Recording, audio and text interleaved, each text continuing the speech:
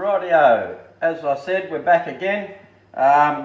All I've done is dissolve the kosher salt with the brown sugar, and we're just letting that cool. We've got some lovely ice here.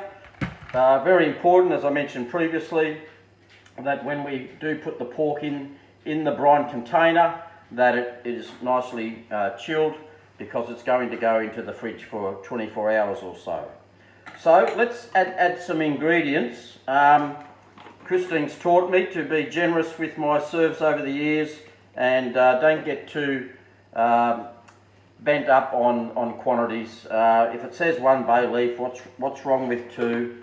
Same with a bit of garlic. To all our Italian friends, you can never have too much garlic, I reckon.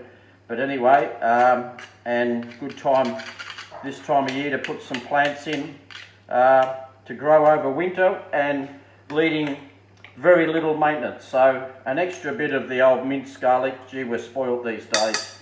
Didn't have that a long time ago, and what a great ingredient that is, the minced garlic. All right, we'll keep moving with some peppercorns.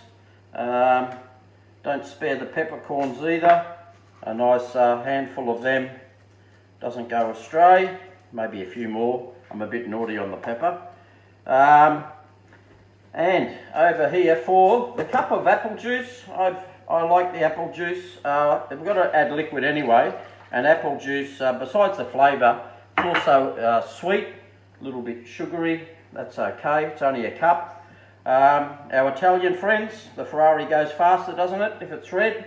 So a little bit of the, as I say, a cup, but as you know, I don't deal in cups. They're all mugs. A mug of the apple cider vinegar. All right, to Bill over there at Lake Tahoe. This is where you can get dangerous, and you've got to be careful. A little bit of Tennessee honey liqueur, a whiskey liqueur, but just a dash, because you don't really want to go overboard with that one. You could maybe do some damage. Okay, and to our Greek friends, never underestimate the use of black pepper. So a good sprinkle of that as well. Bit of a mix, looking good. I've got my ice ready, and always prepared to add a bit of the old H2O. Nothing wrong with that. Good old Melbourne water. So as that does its business, I'm going to put the pork in the brine container, sterile brine container, all pasteurised earlier, and the ice, as you see, ready to go. This is nice and cold. I'm just going to mix that again and take some of the ice out of there and put it in the pot, just to be sure. Quite happy about that, actually. And then I'm going to add a bit of H2O. So I'll bring the brine container to the front so you can see what I'm doing. Don't be put off by the ice. It's going to go straight in the fridge anyway, and I'm going to bring it up covered up with water anyway. So here we go. In fact, I might put a little bit of water in first. I'm just not happy with the heat. Excuse me for a minute. Talk amongst yourselves. Hope you're making some notes for questions later. And here we go. Bit of the old H2O. Beautiful. Look at that. Looking good, I tell you.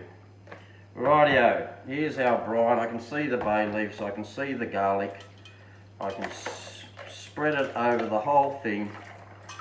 It's looking good. I'm just going to move that last bay leaf over there. Leave the garlic exactly where it is. A little bit more of H2O. And Bob's your uncle. Anyway, give this a try. Using brine has opened up a whole world to me in cooking. It's actually amazing how much the meat will absorb the moisture and how tender it actually becomes. And if you like doing pulled pork, roasting, smoking, please look at brines.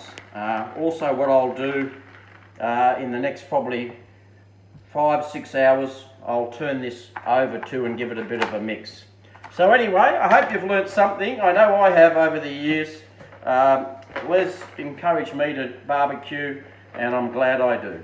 Anyway, have a great night and talk to you soon. Bye.